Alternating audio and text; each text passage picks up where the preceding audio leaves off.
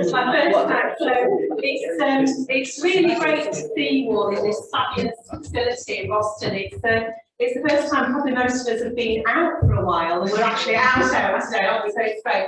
But what a fabulous facility we've got this event today. So a really warm welcome to you all that are in the room, and obviously over at the camera, welcome to those that are watching on live Zoom. And we've got so used to Zoom now, so that's absolutely fabulous. So we're here today to talk about our annual report. My name is Liz Hall, and I'm actually now the chair of the Healthwatch Steering Group, taking over from Pauline Mountain, who's been doing a sterling job, and Pauline and I are working really closely together.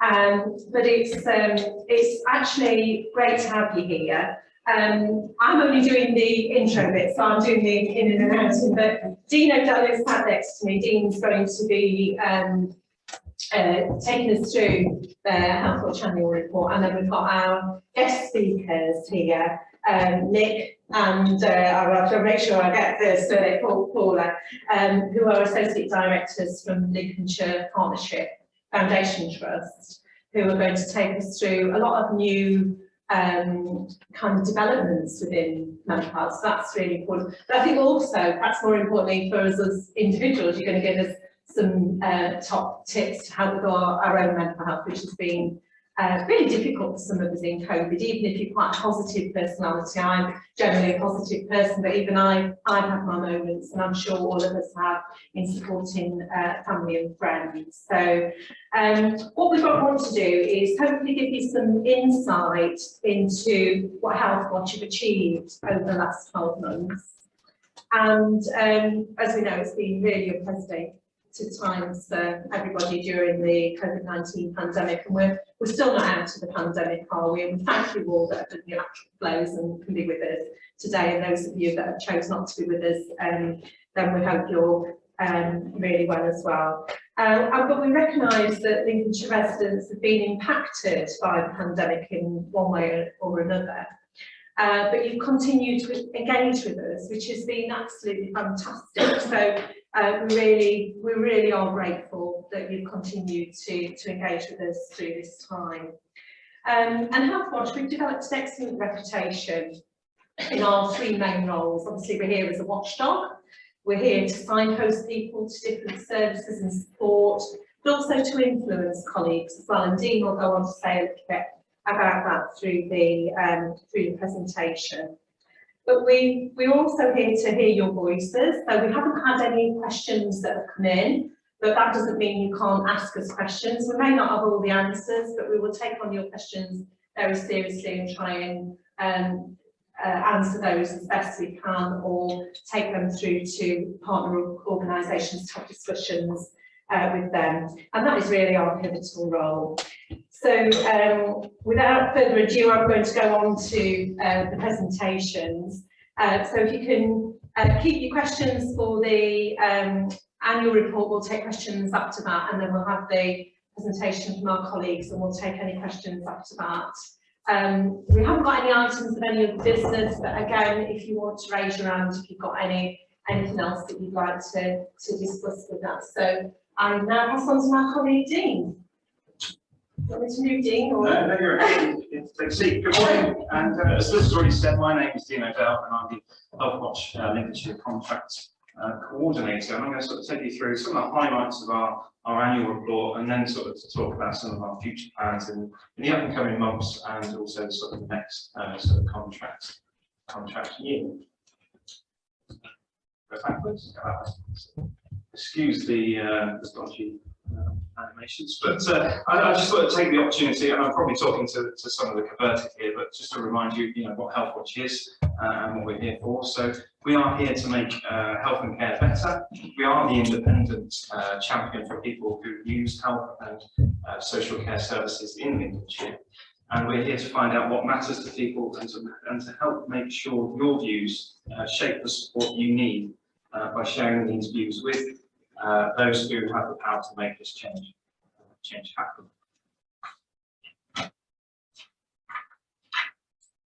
And we do that together with other service providers, with commissioners, and patients and service users.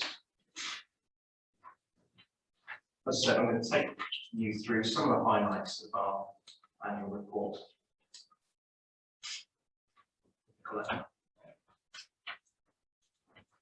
Sorry, I can take the animation. Here we go. Yeah, so some of the highlights. So we have spoken to, we've had 1,069 people contact us who have shared their experiences directly with our information signposting team. That consists of Julie and Una and Pam as well. And so that doesn't include the surveys that we do, where we get lots of patient experiences and responses from. That's people that directly picked up the phone, sent us an email, and shared those experiences with us, which we've been able to share then with the service providers and commissions. We've also, so obviously during the last sort of last year or so, we've had to rely more on digital, and so we've actually reached over 480,000 people through social media, and we've had over 35,000 page views on our website. I think one of the things, and we'll talk about our future plans later, but one of the things that we want to do in the future is really to kind of, we're reaching these people, but we want to hear their views. We want to sort of engage with them and convert those into people that are sharing those experiences that they're having on a day-to-day basis with health and social care providers. So again, but obviously in the last sort of year, COVID-19 has been a prominent part of that, and obviously as Healthwatch, we play an important role in helping people to get that information that they need, especially through things like pandemics. So the insight that we collect and share, both with Healthwatch England and local partners, to ensure services are operating as best as possible during the pandemic. So we've helped people providing up-to-date services and advice, supported community volunteer response and vaccine rollout through our volunteers. And as I've already mentioned, we're sharing people's views and experiences. And our COVID-19 survey had over 3,000 responses. As I mentioned in the survey, we had over 3,000 responses. And just some of the highlights that we heard through that piece of work was, 46% felt that health services were impacting on their health and care negatively, and were in essence letting patients down.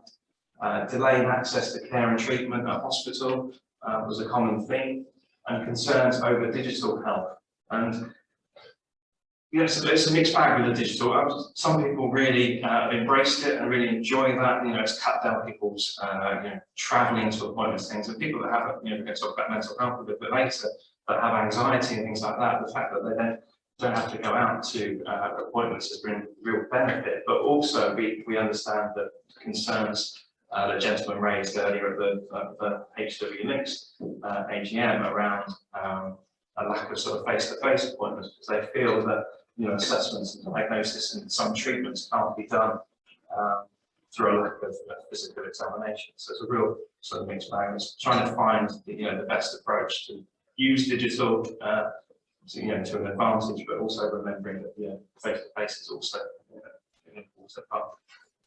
So we share those results both locally and nationally with healthcare organisations, which help them better understand the impact that COVID-19 is having on people. Obviously, it's not over, and we're continuing to share that insight with them. And we're going to work it, as I said, we're talking about our future plans, but how this recovery process is going to affect patients, that are waiting for appointments, GP access and primary care access, and that's what we're here for as Healthwatch, to support patients and making sure that they get the services that they need. So information signposting, I just wanted to share with you some of the key questions that we've been asked over the last sort of year or so, and that's something won't be a surprise to many of you, I'm sure, but how can I find an NHS dentist? How do I contact my GP? I can't get through on the phone. Asking for support in relation to vaccinations and how when they would receive a vaccines have gone on back when obviously when the first vaccines came out. And you'll notice if you have got a copy of the annual report, we have included some information, signposted advice in there to answer those questions, and then you can find those things on our website, as well as colleagues Julie and Una produced a signposting directory, which initially was developed for our volunteer base to have some support out in the, well, not out in the community, but they're talking with their friends and loved ones, but they have that knowledge around signposting. But actually now, we've made that sort of public document, and we will continue to sort of update that with the up-to-date information. So yeah, I'm just going to highlight some of the work that we've done. So stroke services was something that we are. So our work with stroke patients and carers was shared with key service providers, and the recommendations were reviewed through the patient experience group to pick up any actions and trigger discussion. So as a result of those specific recommendations made, there is now a plan to introduce the opportunity for patients to self-refer back into the service. Plans for the Stroke Association to be involved with the 6-month reviews. The cardiovascular team are setting up a formal review by the wider stroke team. And positive feedback at ULHC Patient Experience Committee include developing an action plan for acquiring funding for clinical psychologists to help with psychological support that stroke patients require. And this is as part of Liz mentioned our sort of roles, and one of our roles is watchdog, and we'll be continuing to sort of watchdog some of these services. Stroke is a good example of that, to make sure that those recommendations are being put into place. So as well as sort of feeding locally, we also feed in sort of nationally.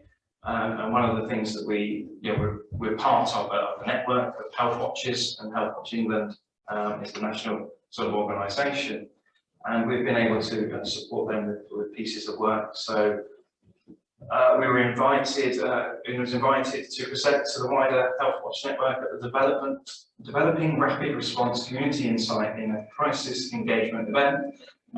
Snappy title there. We were able to highlight our work in taking the Your Voice at Healthwatch, which is our public event, which I'll talk about in a minute, event from face-to-face engagement to a digital platform. As well as our work with hospital discharge, so Healthwatch Lincolnshire took part in the joint national survey that Healthwatch England put together with the British Red Cross to understand people's experiences of hospital discharge. And we were able to feed back Lincolnshire voices into this international piece of work.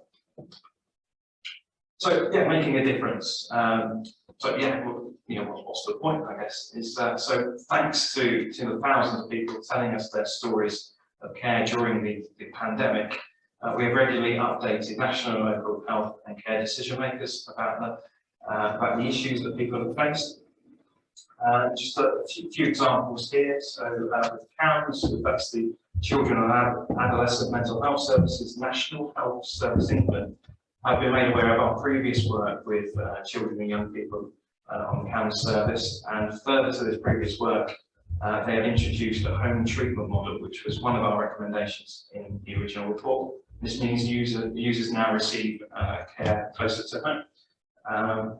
Another example is sort of cannulas. So a patient brought to our attention the use of defective batch of cannulas that were being used with the United Lincolnshire hospitals.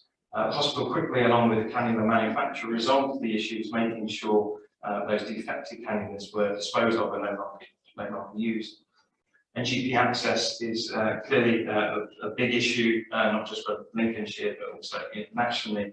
And our report highlighted the difficulty that Lincolnshire residents were having access to GP services, and it was acknowledged by the CCG as one of the most valuable that they had been shared, and it refers to patient experience directly. And that's what we're able to offer as Healthwatch Lincolnshire, up to date, in the moment kind of patient feedback, which some services and CCGs struggle to get, and that's kind of what we're here for. And that's what we're talking about, sort of GP access. We're continuing to work with the CCGs, GP practices and primary care partners to really help improve that patient access across Lincolnshire, because we know it's a big issue.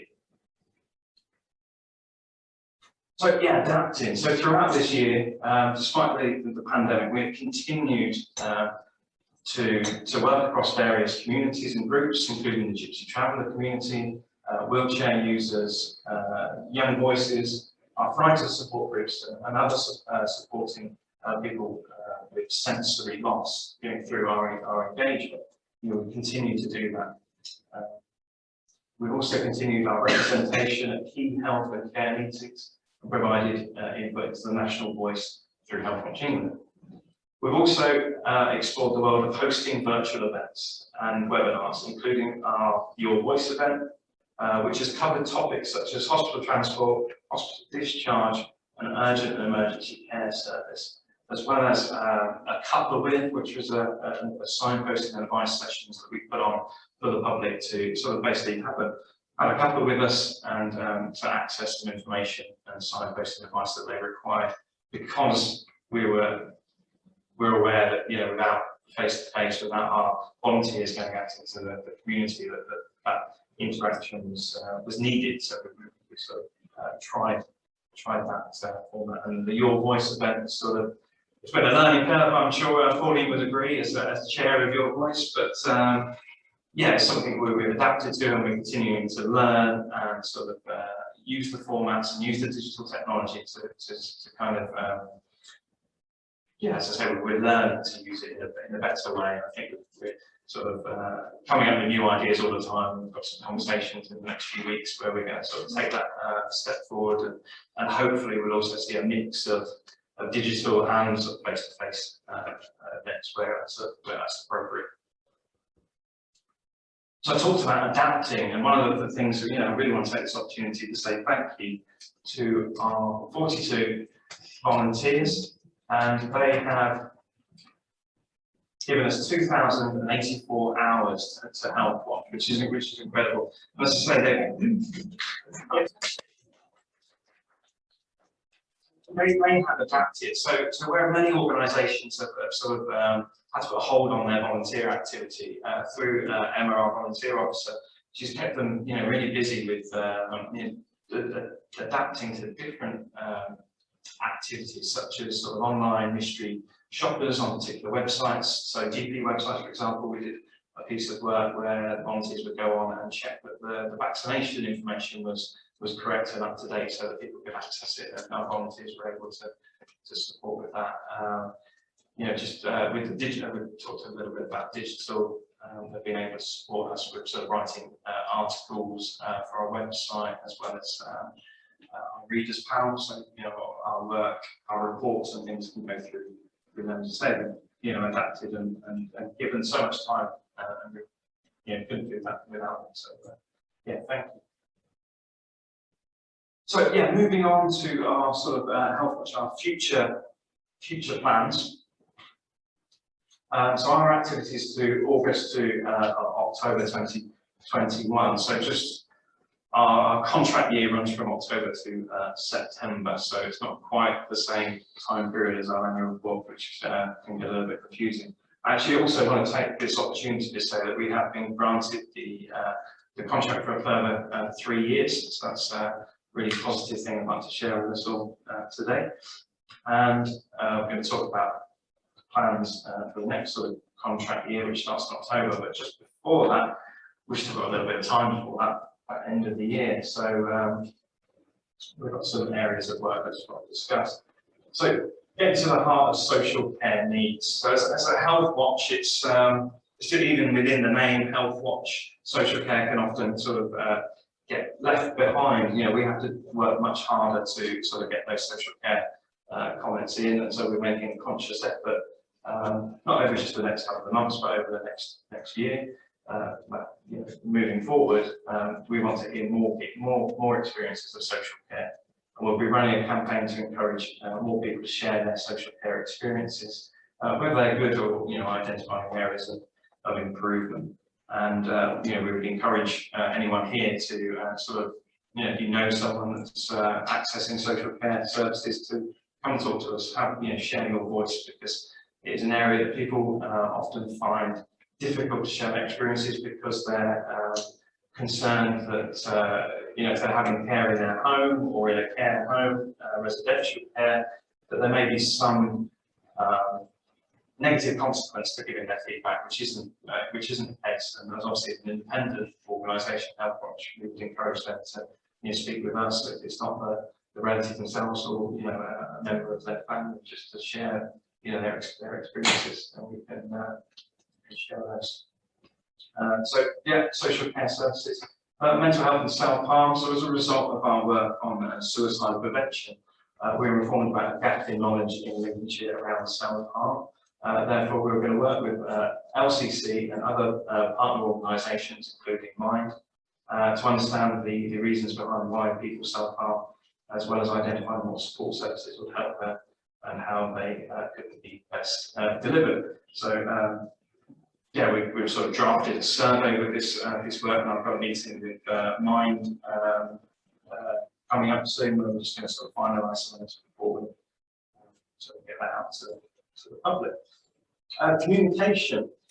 So over the last few years, communication issues are something that comes up consistently through Healthwatch Insight, and using existing data, we're busy and compiling a report to address patient concerns and how it can be improved.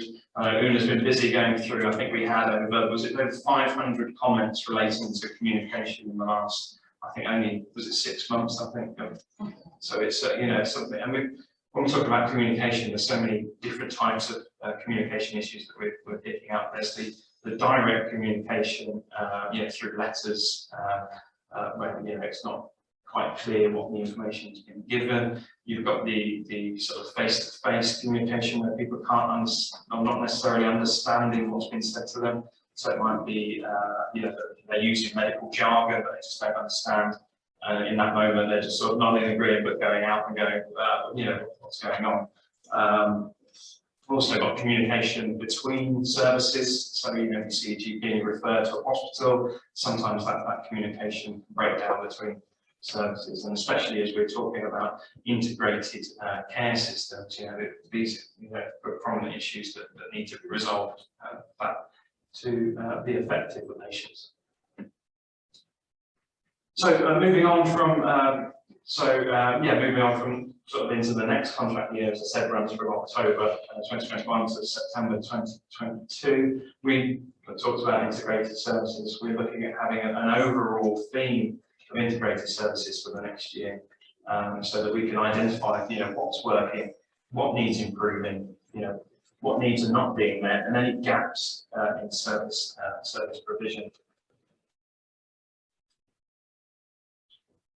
So more of our activity as well. So not only are we talking about integration as an overall theme, we obviously acknowledge the impact that COVID-19 is having on Lincolnshire and the rest of the country, and we want to gather the views from the public on COVID-19 recovery to support and influence service change to help improve patient experience and outcomes.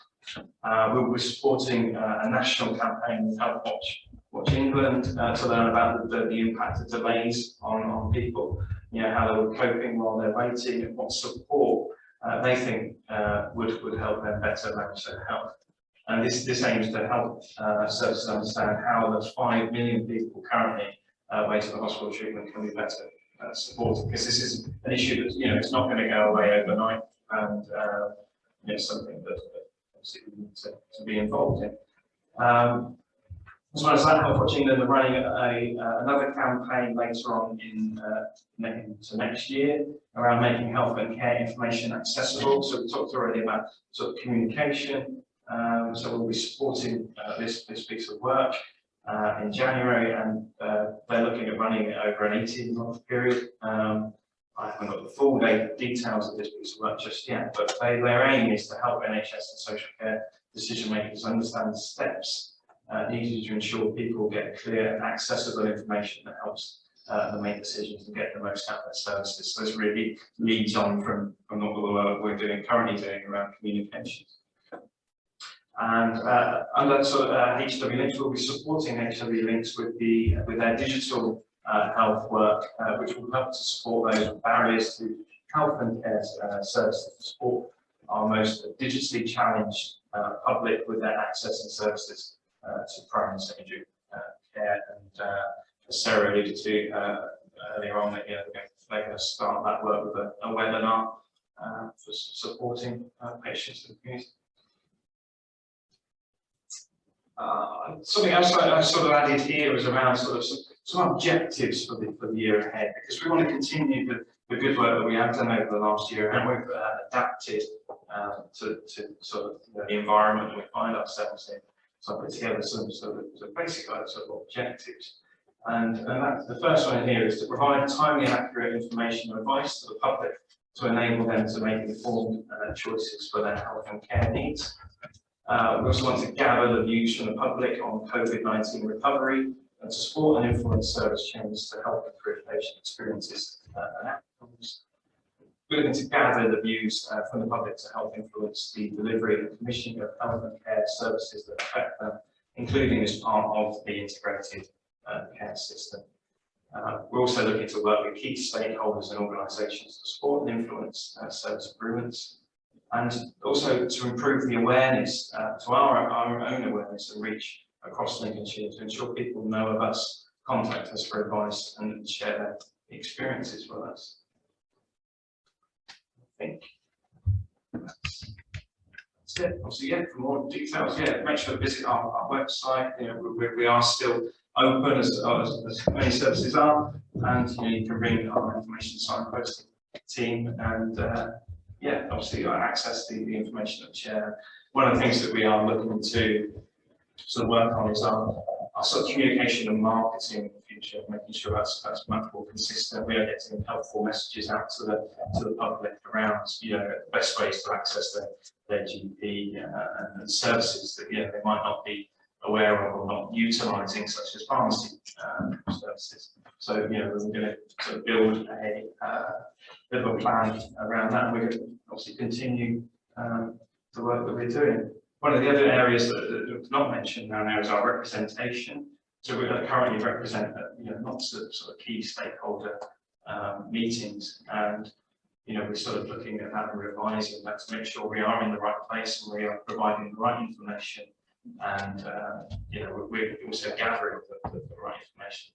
And as part of that, we are sort of currently through a bit of a recruitment campaign for our Healthwatch Steering Group. We've had quite a few people that come forward who are interested in sort of working with us on our steering group, and we are looking to set up interviews with 2 people. But yeah, I think it's quite exciting to sort of have some new people on our steering group to sort of steer some of this work that I've talked about, and sort of about there to sort of that sounding board, and Liz is the chair. And yeah, I think I'll conclude the presentation. So if there's any questions. Has anybody got any questions on the annual report side before we move on to our next presentation? No, I mean, I just say nothing. Thank you to Dean for that. You can't underestimate the amount of work that Dean's trying to take you through in a very short space of time. So we do have the annual report, as Dean said, online. If you kind of, I think we can get hard copies to our website if people do want to hard copy. There's a plethora of information and all the hard work and dedicated work of the staff and the volunteers. So thanks to Dean and team. So we'll move on to our guest speakers. Dean, were you going to do the introductions here? I was actually going to be quiet at this point. Oh, okay. Yeah, we didn't talk a bit.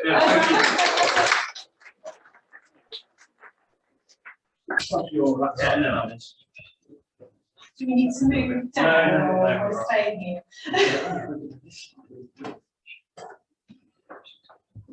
We just need a 2-minute interlude, so if you do want to have a conversation with each other. Liz will now sing a song. I tell a joke, but I'm not very good. Yeah,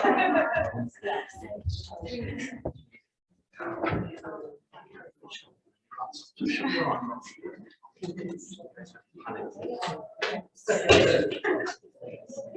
don't see much here.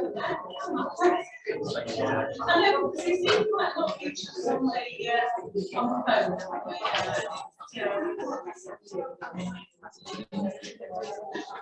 You might have seen when I was looking at it, about the NHS. I'm used to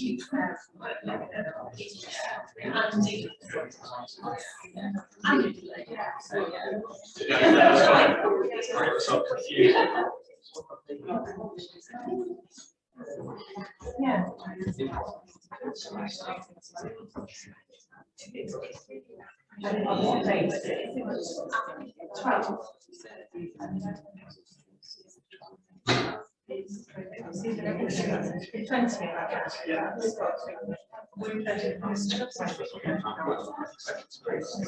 More information. Yeah.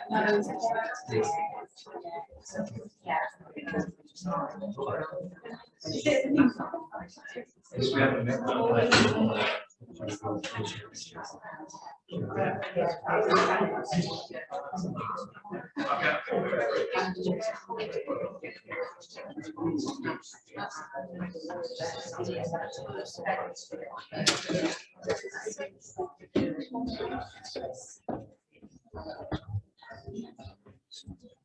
So yeah, we're going to move on to our fourth agenda item, which is a presentation from our guest speakers, Nick Harwood and Paula Jelly. They are Associate Directors of Community Services and Inpatient and Urgent Care Services at Lincolnshire Partnership NHS Trust, LPFT. And yeah, warm welcome and thank you very much for joining us today. I'll hand it over to you. Thanks for inviting us. Absolutely. Get out. No, I say nice to see people in real life, not on the screen. So we've got a whistle stop tour really of mental health services because they're quite large. We've got about 20-25 minutes, so it's going to be a bit of whistle stop, but hopefully cover some of the content you wanted us to. If there's any doubt, I'm Nick and that's Paula. Just to make that clear. So just first of all, we all know where Lincolnshire is, and LPFT covers Lincolnshire. So we cover all the whole of Lincolnshire, and we do have a service in North East Lincolnshire, which is one of the town services up there. Obviously, there's the population, which we all know very well, and yeah, that's Lincolnshire. A little bit about LPFT, so just a few visuals about what we are as an organisation. So 45 locations, probably more than that now. Yeah. 200 beds, 50,000 people engaged in our services at any one time. 10,000 members. We're a foundation trust, so we have membership. So that's a really, really strong membership. 120 million income. Again, that's going up, which is good to hear. It's good to hear that mental health is getting invested in. You know, 2,700 staff at the last count. So LPFT itself, we are the main provider of mental health care in the county, but not the only one. There are services that are commissioned directly through the local authority and other bits and pieces. But we get about half of the mental health budget for the county to spend on mental health services. Clinically, we're split into 4 divisions, and we have older adults and frailty specialists, and the 2 we're going to focus on today. We haven't got time to do all of them, but perhaps you can find our colleagues back to another event to talk about those other services. In our older adults and frailty division is things like the older adults community mental health teams and the inpatient wards for older adults, and they cover what we call functional mental health problems, so depression, anxiety, and some of the more severe disorders, but also dementia, so heavy focus on dementia in that division. Specialist covers a lot of things, and specialist because it covers a number of services that are specialist commissioned, like CAMS, which you spoke about earlier, child and adolescent mental health services, learning disability services, and I could go on. Many services in there. But we're going to focus predominantly on the 2 bottom ones today. So in terms of the adult community division, which is the one in which I have responsibility, there's a list, and no wonder people get confused and find it difficult sometimes to navigate services, because that is just the range of services we have in one of those divisions of 4. I'll go through them briefly because I really want to get to what we're doing next, what's the new exciting kind of view of services in the future. Steps to change, hopefully people have heard of. It's our service for people with mild to moderate anxiety and depression. So it provides talking therapies for people with those disorders. Self-referral process, no need to go through a health professional, information on the website. Yeah, predominantly therapy-based and yeah, covers the whole county. Very digital at the moment, lends itself quite nicely to digital. However, we've never stopped doing face-to-face. It's important that we offer both, which was talked about earlier. It can't be all or nothing. We've got too much digital poverty and lack of skills and things in, with people, close support, all of those things. Our community mental health teams are our kind of core teams that sit in the communities. 10 teams throughout the county, all the major towns. They are the service geared up to work with people with more severe difficulties. So that's severe end of anxiety, depression, bipolar disorder, psychotic illnesses.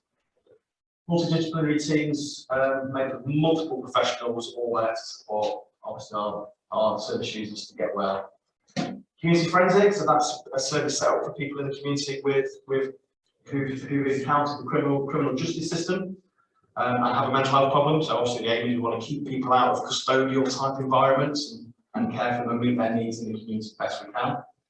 Brand new service, only a year or so old now, set up during the pandemic, that's remarkable. I've put the acronym, shout at me when I use acronyms and things. We're terrible in the NHS. And it's probably because I can never remember what it stands for. But it's something like Court of Justice Liaison and Diversion Service. So this is a new service that is based in custody suites. So all people arrested are given the opportunity to speak to a mental health professional. It doesn't cover just mental health, also physical health. So again, we're trying to avoid people going through the criminal justice system where it's not necessary and there's a health issue why they may have acted in such ways. Provide that intervention early. Perinatal mental health services, as it says on the tin, that's there for people who are pregnant and we're just moving to 2 years post-birth with severe mental illness. So it's very important that that group of people has a specific service for them, high-risk group, and there's lots of knock-on effects to not maintaining mental wellness in that period in terms of bonding with children, their futures, etc. So a very important service. I should highlight the ones that are growing with extra investment. Steps to Change Investing grows every year, has for the last 5 years, which is brilliant. Perinatal mental health, we've just got funding through to expand that service quite significantly because there's a high need out there. So we're pleased with that. In my division sits the social care side of mental health for adults of working age. We call that Section 75. That's the agreement we have with the local authority to deliver services on their behalf. So that is a social care provision of people with mental health problems in the community. And we also have the approved mental health practitioner rota for the daytime sits in that. So that's the people who require, well, hopefully don't require detention under the Mental Health Act, but they are the professionals who make those judgments. Early intervention in psychosis, another really important service. Very much identified that people who suffer with a psychosis, and certainly their first episode, intervening early brings about much better outcomes for the future. So yeah, been set up a few years now, but also another one that's going through a bit of an expansion. They've got some quite rigorous targets to meet, which is it's actually quite a good thing because it makes us ensure that we see people within 2 weeks of their referral to us, and we start that treatment intervention really early. Veterans Mental Health Services, which we have a colleague that works in that service in the room. Probably talk more than I can about it. But again, yeah, service set up, and Paula was instrumental in setting it up. So we've all moved jobs since the start. Well, essentially, that's a Midlands-wide collaborative partnership to meet the needs of veterans. Again, a really worthy group in terms of ensuring that they access the support that they need. It's made up of 2 parts. In terms of TILS, Transition, Intervention Liaison Service. Yeah. So that's around people about to leave the forces or who have left the forces having somewhere to go to access support. And a big part of that team is signposted to relevant health agencies. They are a group of people who don't access health well, they ignore. And we've got a very recent new addition to the service, which is the high intensity service, so more intervention focused. But an interesting service for us because it covers a really large patch. We might have from Lincolnshire, but we're covering other parts of the Midlands. A brand new service, yeah, it's brand new, it's a year old, but part of the community transformation, which I'm going to talk about. People with difficulties associated with personality disorder have never had a specific service. They've been managed in all the rest of the services really, but it's very much identified that they need very specific kind of programs of treatment and care. So we've set up a brand new service. It's based in Lincoln and Gainsborough at the moment, which was part of the pilot and the rollout. Later this year, it rolls out to the whole county, so we'll have all that covered. Recovery College is excellent. They provide, again, it's all online at the moment, but it's lending itself nicely to that. We'll definitely keep sort of blended approach to that in the future. It's a service that people can access without referral, without giving your name, really. We don't kind of record notes, we don't do that kind of thing, but it's the number of courses that are set up for a range of topics, you know, how to manage anxiety, how to manage hearing voices. We do some work around managing mental health if you've got diabetes. So all online at the moment, I'll send it to Dingus and circulate the prospectus because it's just open to everybody. It's like I say, it's I guess less stigmatising in that regard than you just. We have an employment services department, we call it IPS, which stands for individual placement and support, which is to support people with more severe mental health problems to get into work, retain their employment once they're in work, and support people who are in work currently to stay at work. So a very important part of managing mental health is meaningful occupation and activity, and for some that involves employment. And finally, there, holistic healthcare for the homeless. That's a mouthful. That's a service that we've set up in Lincoln. That's where the funding came because of a problem of homelessness in the city. So it's a multi-agency approach working with primary care to support the needs and be more proactive around the homeless population. So, yeah. So a brief overview of the services that he manages. What I really want to talk about is what's happening now. So this is, for me, unprecedented times, certainly for community mental health. The community mental health team, which I talked about on the previous slide, all the rest of those other services, specialist funding, extra funding came in to deliver those. Our community mental health team has not been invested in for decades. So they've stayed very much the same. All the services have come and gone, specialists. But now is the time to put community mental health on the map. Lincolnshire is an early implementer, so we started our transformation programme a year or so ago now, ahead of the rest of the country that all started this April. So we've had a chance to test out some principles. It's predominantly focused on severe mental illness, although a big part of it is linking those pathways. What we hear from people is we have strict criteria, people fall through gaps, also services aren't accessible in a timely way. We hear when you're in and you're getting service, it's really good, but getting in's hard. So it's really important, this shift, it's a shift of not only services and with some investment to set up new services and new teams, it's a shift in culture. We've got to change the way we do things. So we're taking the lead in terms of, you know, the kind of integrated care system model about population health, looking at specific patches and how we meet the needs of those people in their own areas, in their own population patch. So working very closely with the new primary care networks to position ourselves alongside primary care. So we've been quite separate in the secondary care mental health provider. We sit a little bit separately from primary care, and that's where some of the difficulties come and people fall in between the gaps. So a significant part of this programme is just linking everything together, seamless pathways of care for people. People don't need to feel as though they've been referred here, telling their story 20 times to 20 different people, but it feels as though when you're in, and there isn't really this notion of discharge. Because if you're not seeing anybody from a mental health service, you're still seeing your GP who's providing care for your mental health, or somebody else in the community. So we need to help people to feel like that. We want to create an environment where there's no wrong front door. People can turn up wherever they turn up, and somebody will have experience of mental health and know where people need to go, where they need to be signposted to. And that could be, you know, a community centre, it could be a GP, it could be direct to LPFT, but it's ensuring that we haven't just got one route, and that's difficult to access. Talk about no cliff edges, that's that bit around, you know, once your treatment ends off, you know, you're off the cliff, and, you know, getting back in's hard when you need it. Which is why people don't want to leave off. And I've said that next treatment. So we've created something called integrated place-based teams, multi-agency teams sitting in primary care or sitting in communities, and we've thought very differently about that. So we've got traditional roles like your mental health nurses and OTs and social workers. We've also created a number of new roles, so social prescribing link work, which you've perhaps heard about. We've employed some very specifically for mental health.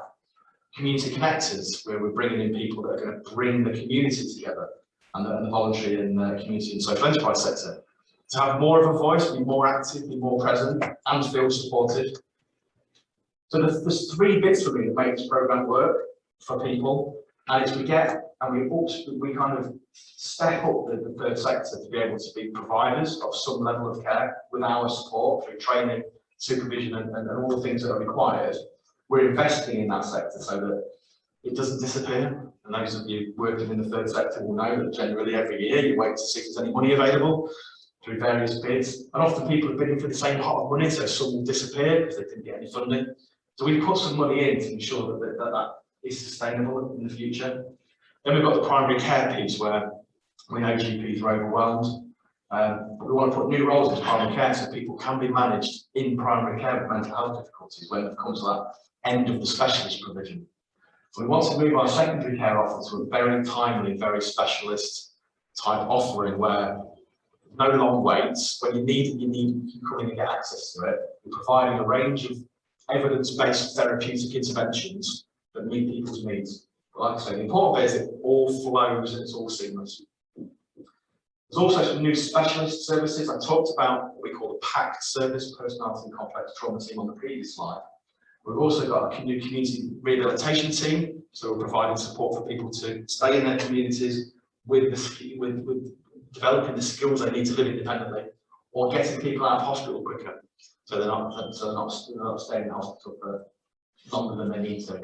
And eating disorders, the pandemic has seen, I think there's some figures around 50% increase in presentation of eating disorders, so very important we invest in that as a service at the moment. It's a small service with a criteria that we want to develop that out, and again, following similar models where there's a community offering, there's a primary care offering, and there's a specialist offering. I mentioned new roles. I mentioned that we want to look to increase psychological therapists that we deliver based on best practice. So it's a huge programme of work.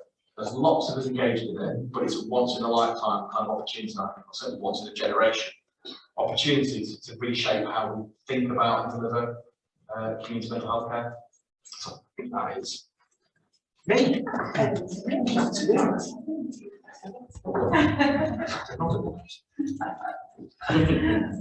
Lovely. So I'm just going to quickly go through an overview of all the services that are currently sitting within the adult inpatient and urgent care division. So I'm Paula Jelly, I'm the Associate Director for that division. I'll just kind of give you a very brief layout of what our division looks like, and as you can see it's kind of into 5 kind of service lines, so I'll quickly go through each of those, just give you a brief overview of what they provide.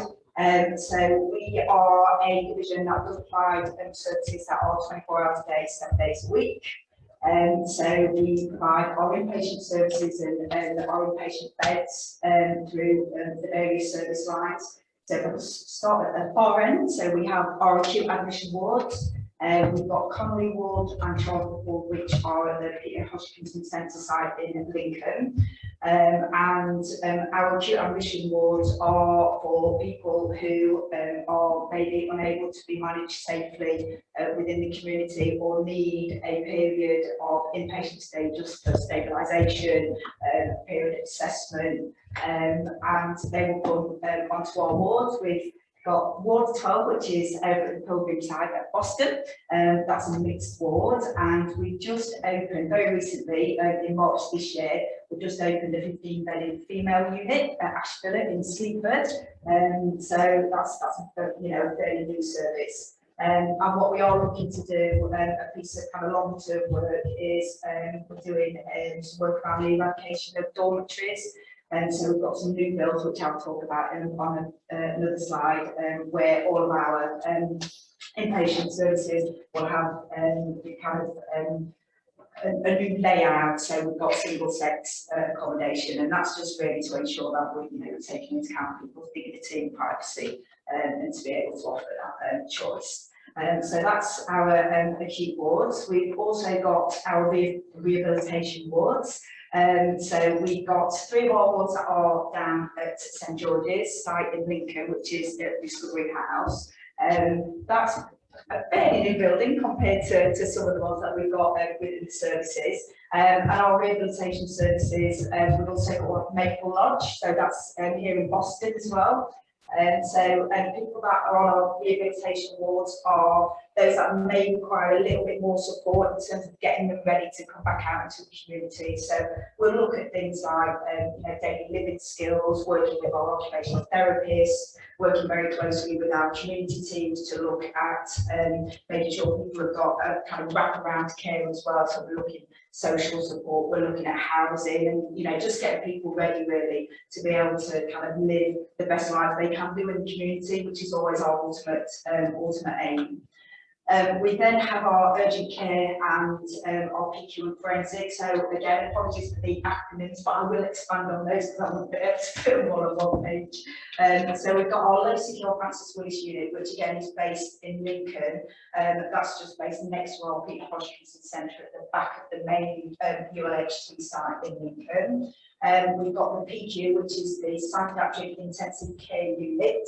That is based down the Discovery House in Lincoln as well. And the PQ is a relatively new service as well. So it's at the moment we've got 8 beds available there, and then male beds. And they're for kind of supporting people whose behaviours might be not being able to be managed on an acute ward, or the level of risk is kind of increased. And it also enables us to keep people near home, which is again one of our ultimate aims. We've also got our PCDU, which is our psychiatric clinical decisions unit, and that's kind of it allows us to bring people into the PCDU that require maybe a little bit of respite or a period of assessment that, wherever possible, it will prevent an admission onto an inpatient ward. So we've got kind of 72 hours where we can look at putting other support in place. So we may have somebody that comes to an A&E department late at night, having the early hours, they can come across to the PCDU, and we can look at wrapping around some support over the next 24 to 48 hours. It may mean that we're kind of supporting people till Monday, so we can link in with our colleagues in the community to look at putting some extra provision in for when they go out. So a really, really busy unit, again, relatively new. So we're quite excited that we've got quite a lot of new services coming into our inpatient and urgent care. I've just popped at the bottom some of the other kind of service lines that we've got within that urgent care and kind of PQ and forensic work stream, and that's our bed managers. So they work very closely with different organisations in county and out of county in terms of looking for available beds should we not have any in county. So they play quite a pivotal role. They get to know our patients and our teams really, really well. So we're always looking to see how we can keep people in county. That's one of our aspirations, is to keep everybody who needs to access our services. We want them to do that within Lincolnshire. So they play a pivotal role in that. We also have out of hours clinical coordinators, so they're available out of hours. So they'll kind of manage and they do the kind of, I say day to day, but it's night to night and weekend management for us. They're absolutely fantastic. And then we've also got the health-based place of safety in our section 136 suite. So that's an environment where people can come if they come into services by the criminal justice system. So they've been brought in by the police. Then moving on, we've got our county-wide crisis and home treatment teams, and we've got them based throughout the county. So our crisis teams, 24 hours a day, 7 days a week, and they will provide support to people that are going into a mental health crisis. That can be for various reasons. That can be people relapsing, or it could be breakdown of relationships. It could be kind of things going on within their kind of social lives as well. And we also provide some home treatment, some short periods of home treatment, because again, although the division does provide inpatient care, what we're always looking to try and achieve is to keep people out of hospital and support them within their home environments. And then we've also got the community rehab team, which actually is going to move into Nick's division from Monday. So again, this was on the back of the kind of wider piece of community transformation that Nick's just talked about. So it was a kind of pilot service, which is always great because it allows you to test what the need of your kind of patient group is. So the community rehab team will provide a more intense package of care for people leaving hospital. So they're working really, really closely with our wards, and we're kind of developing some really strong pathways between Nick's division and my own. And that's something, you know, we're kind of both wanting to kind of aspire to, is to have kind of a seamless journey throughout LPFT. So although we might be in 4 clinical divisions, the aspiration is, you know, we focus on the patient's journey through all of our services. So Nick and I are leading on some work around some cross-divisional pathway work, just to ensure that nobody kind of slips through the net when they kind of move in between services. So that's been quite exciting. Yes. So some of the things, we want to highlight some of the things that we are doing within our division as well. As Nick says, there's been a lot of investment within the community division, which, you know, which is fantastic, and, you know, ultimately that will have a ripple effect for all of our services, a positive one as well. So we're really looking forward to seeing, you know, how things progress in Nick's division. So as I mentioned, we've just opened a new actual unit, which is our female acute admissions unit over at Sleaford. And by doing that and some of the work in the background, we have reached and maintained this area out of area inappropriate admissions, which is a fantastic achievement, which basically means we're able to treat people near to home. So those people that we were historically treating out of county, we've been able to bring those people back into Lincolnshire so they can receive support nearer their home, and ultimately that allows family and carers to actually be part of that support as well, which is fantastic. We've also got new carers champions on our acute wards as well, which we're really excited about. But we're really, really excited. And we started off as a kind of a new initiative. We piloted it, but the feedback that we've had has been phenomenal.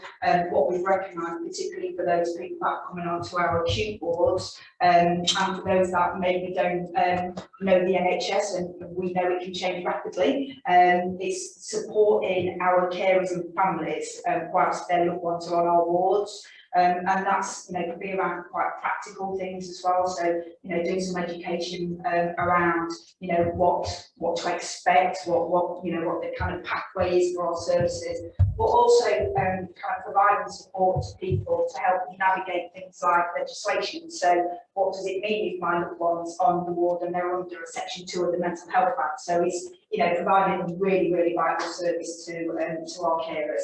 And we are looking to expand that now through our crisis teams as well. So we're really, really pleased. We've also got a lot of matrons now embedded in our division, so we're fortunate to have 3 at the moment working in different areas. They'll be looking at a lot of kind of quality work streams throughout the divisions and supporting on those, which is great. Again, we mentioned the community rehab team. They've actually been working using a new outcome measure, a new assessment tool, which is called the IROC. It's quite a new initiative, and we're hoping to kind of roll that out further across some of our teams within the trust.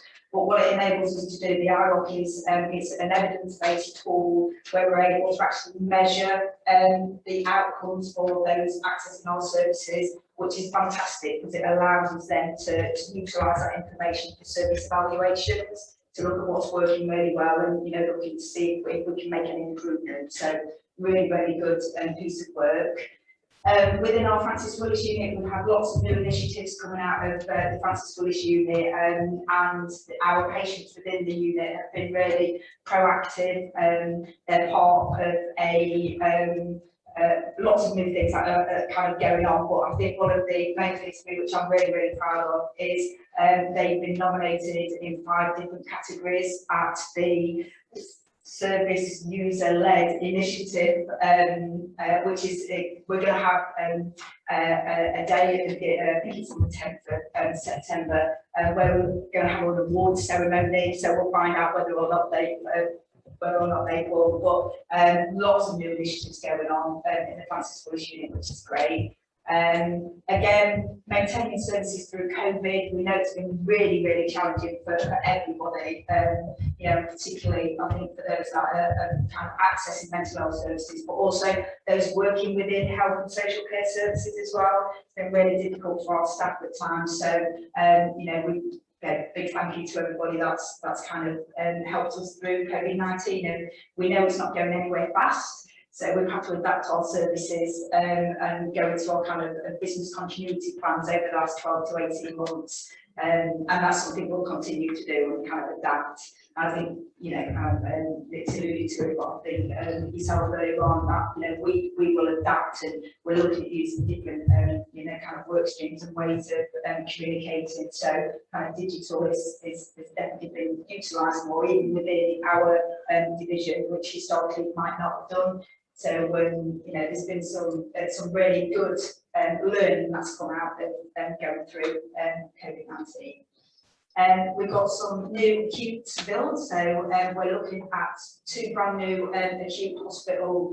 One is already being built at the side of the PHC, so that will be two brand new wards. My office is right next to the new build, so every now and again I start shaking when the foundations are being put up. We're seeing our meetings on Teams. Yes, I'm talking about this, but yes, that's really, really exciting. And as part of that, we again, we've had lots of service users involved, we've had our carers involved, we've had lots of people feeding into what they feel these new buildings need to look like. So that's really, really good. So one in Lincoln, and then there'll be another one here in Boston on the Norton Lee site. So that's a little bit further in the future, but it's certainly on the radar. And then we've got some quality improvement work streams that are going on within the division.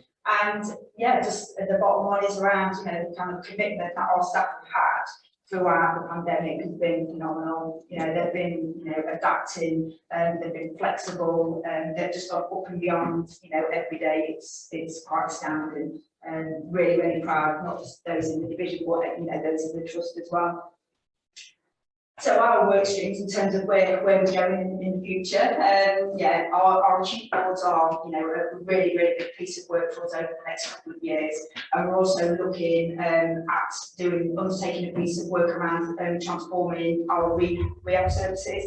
So just looking at what they are now and what they could be in the future. We've held some virtual events over the last 12 months. Unfortunately, they've been online, but we've had really, really good attendance. I think we're all excited when we can start getting out and doing lots more face-to-face. And we're also undertaking a review of our crisis and treatment teams. And then a couple of QI plans, and we've got a few, but again, just to highlight, you know, it's around that improving family care involvement, looking at embedding IROC further across the trust, and we're also looking around the sexual safety of patients while they're on our wards as well. So that's a very brief run through of our inpatient and urgent care. Who knew that me and you couldn't stick to 25 minutes? We could talk all day. If we've got time, we'll talk. Yeah, so I think we're all right, yeah. Yeah, we're just going to, just because you asked us just to present some top tips for mental health wellbeing, really. And the important thing to say is that it's not about reacting to mental health when you developed an illness or a disorder or you're really poorly. We all have mental health, we hear that, don't we? That sounds a bit cliched. But we all look after our physical health, we know that's our bread and butter, but looking after your mental health is just as important to prevent future kind of, you know, being unwell in the future. And what a time it's been during the pandemic to try and even do some of these things has been really difficult, hasn't it, to achieve. But these are some top tips. They're actually stolen from the website at the bottom there, because why reinvent the wheel? It's a really good site, and there's sections on all of these, and videos and activities to kind of help with these. But some of the main things: how we think differently, how we think affects how we behave and affects how we feel. So it's really interesting. This thing up here can take us on all kinds of journeys, but then it can impact on how we feel physically, the things that we do, how we behave, we avoid things. So it's just about keeping ourselves a little bit grounded. When our unhelpful thoughts start to pop in, give them a challenge. you know, look at the evidence. And what I think, is it based on reality? Is it based on my emotions? I'm bringing myself back around to that point. Being in the present is really important. Our minds spend most of their time, and I'll say this, you'll think about it, we spend most of our time thinking of things we've done and things we're doing next. Especially when you're really busy and you're rushing around. What's happening tomorrow or the day after? How often do we actually spend time going, I am here right now, this is all I'm doing. I'm speaking to you, that's all I've got going on. I'm being aware of it. What can you see? What can you hear? What can you smell? Just get yourself really grounded into the here and now. Mindfulness, very useful techniques, videos on that website about how to engage in those kind of things. Obvious one, getting good sleep. When we're tired, we're useless, aren't we? And mentally, our resilience is not great when we're exhausted. So getting good sleep, really important. Getting into a routine. Doing them relaxing things before bed. Turning off them phones and them TVs for an hour or so. Do you do that? I should say I do none of it. We get advice. We have to connect with others. I guess you're here today to do that to some degree.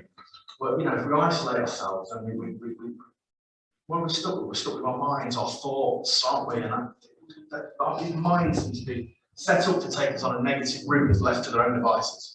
I think that's been quite a trend that's come through, hasn't it, over the last kind of 12 to 18 months, particularly with COVID, is, you know, we've seen the impact of loneliness. You know, it really has had, you know, quite a significant impact on some people, even more, you know, those that, you know, we've seen people accessing services that may have not accessed services before due to COVID. Yeah. So again, connecting with others, really, really important. Yeah, and how you know, and again, it's very difficult for people who aren't savvy with the digital technology or haven't got the resources to do that to connect. If you remember right at the beginning, we all got very excited about, you know, Zoom parties, didn't we, at weekend with our family. Lasted a couple of months and we went back to ignoring everyone again. Well, imagine if you didn't have anyone to speak to anyway, you're stuck by yourself. So, yeah, the challenges. In a healthy life, they're obvious things, aren't they? Good diet. He says again, don't smoke, cut down the alcohol. Don't stop having fun, but think about those things being done to success. It's incredible how the effect physically on your body affects your mind and yourself mentally. Do something for yourself. Be greedy every now and again. Just take some time out. Just do something that you enjoy. Don't try and be there doing things for everybody else all the time. You know, if you're the kind of person, I guess most people in this room are kind of people that are there to help others and do things for other people. You are less useful if you are not looking after yourself and doing things to care for yourself. So yes, the top tips then, that excellent website actually, there's tons of information on there. And it's a reputable one, it's written by the NHS, so it's not. Does work. And that's it, thanks for having us. Yeah, that's absolutely great. Thank you very much, Paula and Nick. Any questions for Paula and Nick on the services?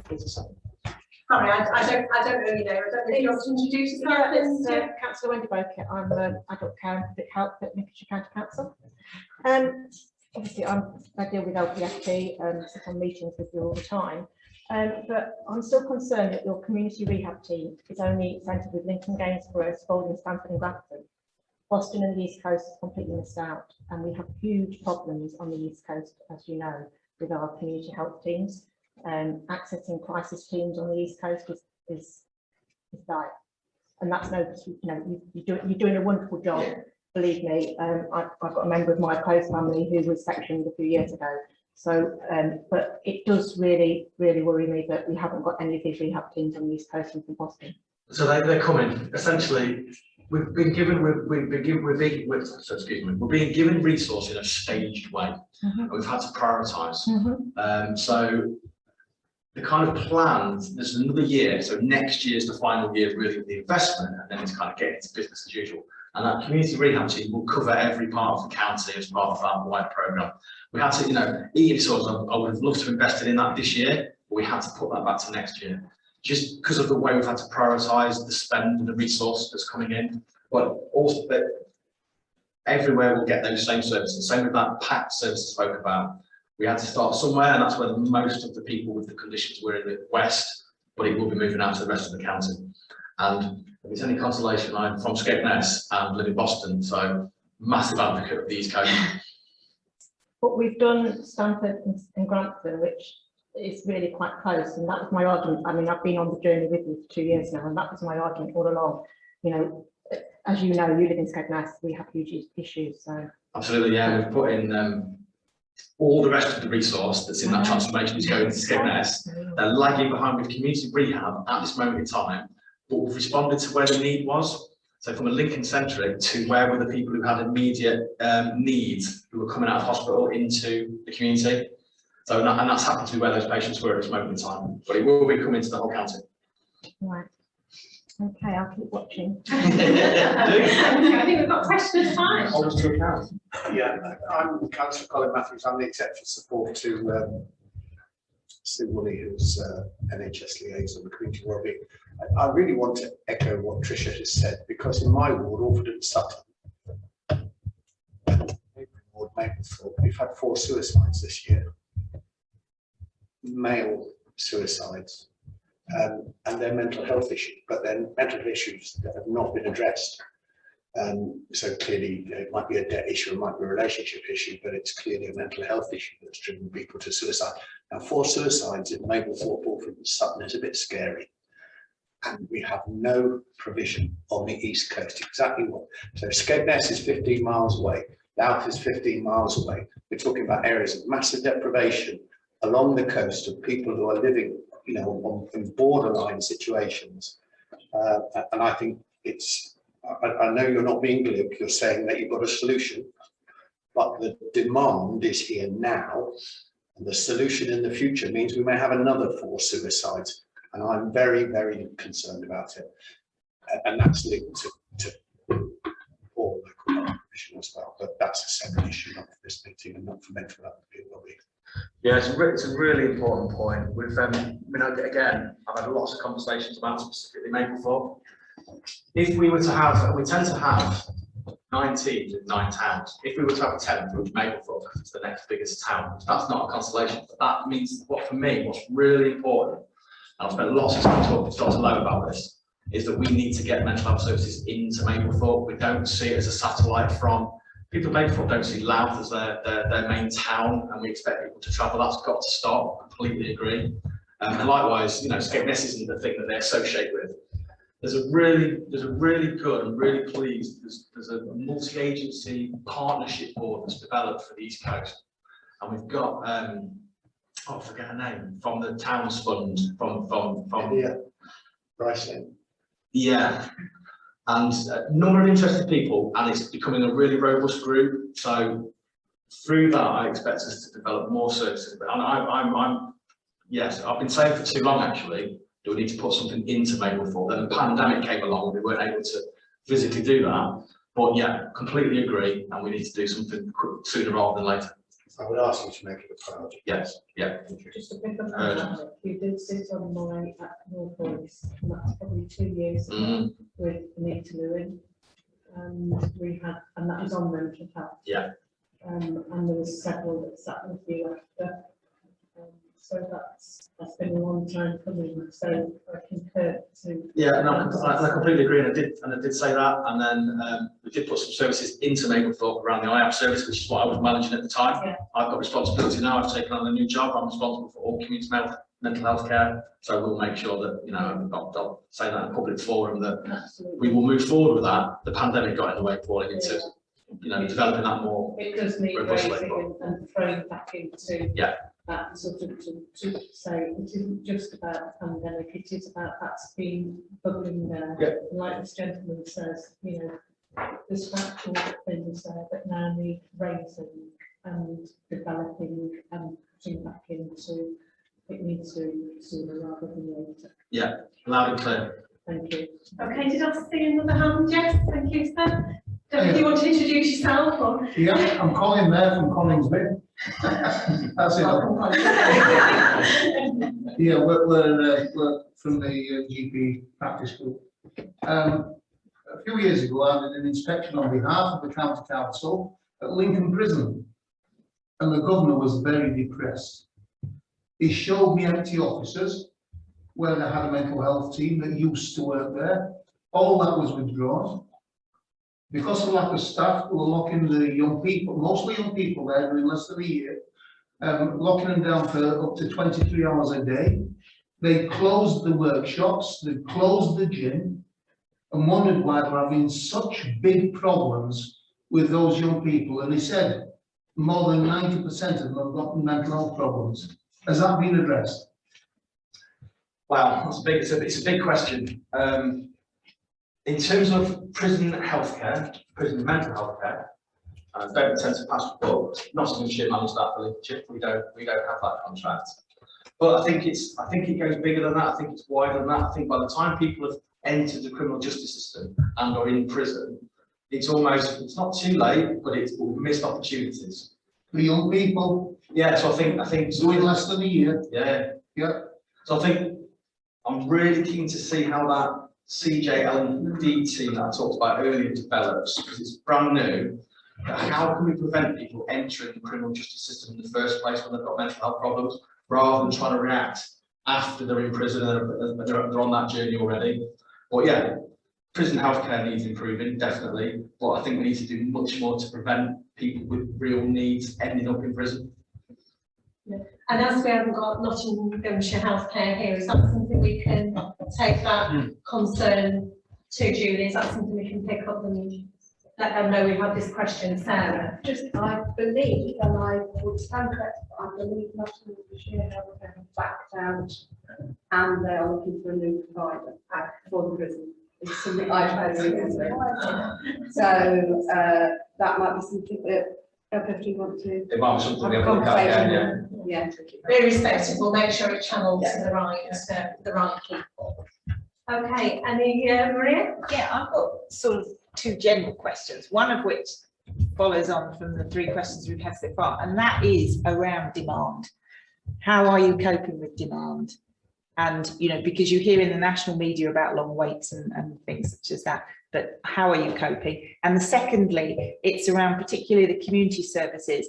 You talked about the Recovery College, which is, you know, online and whatever, but are GPs still the main gatekeeper to community services? And how do people get into them? How do they know how to get into them?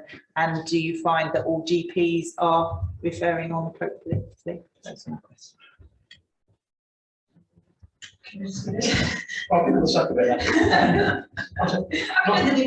Not trying to avoid the demand question. Yeah, the demand, there has been an increased demand, and I think I kind of alluded to when you was going through the presentation. You know, we are seeing more people access probably kind of steps to change services as a direct result of COVID, and that is around the loneliness and, you know, kind of the challenges associated with, you know, kind of you know, result of depression or anxiety and not having that kind of human contact and people around.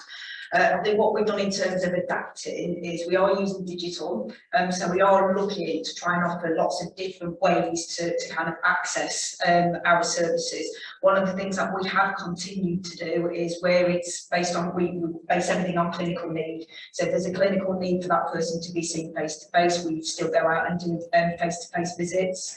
What we've also been doing is working really closely at more of a system level, so kind of linking in with our colleagues at our kind of acute hospitals within our A&E departments, looking at how we can kind of help with the build up of busyness within those areas as well. So we are looking at different ways, but we are seeing an increase now. I kind of look at that on two ways. One, yes, it's an extra demand on services, but I think what is really good is people are now feeling able to reach out and access services. So one of the things that Nick and I, you know, both kind of work really closely on is getting the word out, because it's okay, you know, we can have all these new wonderful services, but if people don't know how to access them. So we're looking at that in terms of access to services. I'm just going to talk very briefly about veterans with my veteran hat on. But with veterans, we have a single point of access, so one number across the whole of the East Midlands for veterans to access. We have the same with our single point of access for LPFT as well. Certainly within veteran services, we saw an increase in self-referrals. which again I think is a really good thing. You know, people being able to reach out, but you've got to know where those services are. And a lot of people will still go to their GP as a first port of call when they're to kind of access services. So the demand has gone up, but I think we've responded to the demand by looking at doing things differently and offering different ways of kind of contacting and supporting people. So you're not feeling overwhelmed? I wouldn't say we're feeling overwhelmed. We're certainly feeling the impact of COVID. So again, it's probably more on our steps to change services rather than our services within my division around those that are more acutely unwell with longer term mental health issues. But I think the demand's felt at the system as well. So of course that kind of ripples out across local services and different organisations. Not just statutory, but I know with colleagues within our third sector and our charitable organisations are seeing a huge increase as well. And I think that's something we're doing a lot better as NHS services. We're linking in now with our third sector organisations, and we recognise that they're offering support, really welcome support to wrap around and complement existing pathways within the NHS. So that's something we're doing more of, and particularly with the community transformation, isn't it? Yeah, it's a challenge. Yeah. It's a reality. Yeah, It's always been a challenge. Yeah. We are under-resourced, we always have been. Yeah. If you talk about parity of the stick, we're nowhere near it. So it's always going to be a challenge in mental health. There's investment coming. I still don't think it brings us to a point of parity, but it brings us to a better place. So we are, let's be realistic, we're always going to have waiting lists. We're always going to, people are going to have to wait for our services. We try and keep that as short as we possibly can. But there's just a reality that, and if demand goes higher than it is now, it's going to be a real challenge. And we've modelled various scenarios. Kind of expected. The evidence is that we'll see a surge at some point, like a huge surge. And I think we've kind of gone, oh, I think it's coming, and then we've gone into another lockdown. And then lockdowns have reduced demand. So it's kind of gone in these peaks and troughs. But we're still waiting for this. We're still waiting for the impact of this pandemic on people's mental health, really, in the longer term. So it's a real challenge. In terms of GPs and the access in, predominantly is at this moment in time. I did mention that steps to change, for example, does take self-referrals. GPs are very good these days at signposting to steps to change rather than referring, which I think is useful because people do it when they're ready, because otherwise GPs send you to a place you might not be ready to engage in therapy. But these are the things we want to change. This is that whole kind of no wrong front door type approach. It's a shift, it's a cultural change. It's going to take some time. But we've been bolstered by some new roles that are there's a scheme within primary care to bring in additional roles. One of those is a mental health practitioner. So what we're doing at the moment is we're busy putting a senior mental health practitioner in every PCN, eventually, hopefully, every GP surgery in a couple of years' time. And I see them then as being able to do a much more thorough or knowledgeable triage and screen of people presenting to get them quickly to the right place. So that's quite a pivotal new role for us and takes pressure off GPs, who at the moment will just send anybody with mental health problem to our single point of access. And it's the wrong way around, because that puts you into secondary care. We want the expertise in primary care to meet needs at that point and come through to secondary care when you've got a really high need that we can meet in a timely way. I hope that answers the question. Thank you for that. And I mean, we do know that there's continuing pressure and demand, don't we? Have we got any final questions at all? Yeah, I'm on the round. One comment that I'd like to make about, you mentioned carers, but I'd like to sort of connect you with something Dean said earlier about sort of when we put into translation for the public. And I think with mental health, one of the problems that carers encounter is, why can't I talk to my loved one? And I know from obviously being in LPFT that you have more, there's GDPR and we all know some of that, but there's more of a wraparound within mental health, which we don't need to go into now. But if you can talk to Dean, and when they do, when you put that together, I think that would be really helpful to put that into a context of what that means for the public. Does that make sense? Happy to link in and, Yeah, do I some, think that was really yeah, beneficial. yeah, absolutely. Yeah. More we need to do. Yeah. Okay, so I'm gonna, I kind of, so we kind of let everybody go. So I just really like to take this opportunity to thank Dean once again for the great presentation around the annual report. I think there's some really spectacular nuggets in there. That the whole work is great, but the nuggets around how Healthwatch, I think, have influenced. We talked about stroke work, Dean, the widening the reach, particularly you've been involved in that, in widening the reach of people from other groups, not just the traditional groups. I think there's some absolutely fantastic work.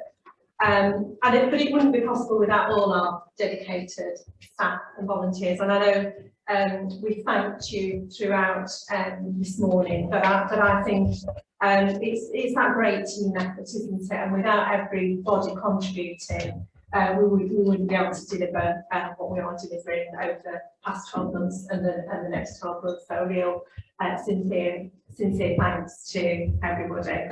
And thanks really, to Nick and Paula. What a great presentation, we can't obviously capture that on live stream, but I think that'd be something very informative to people to understand mental health. I mean, there's lots of components to mental health, isn't there? And lots of, and that's probably, only part of it, but also at the top tips for ourselves, which are really important. And I know I'm certainly Googling that sign. I saw Sarah taking a picture.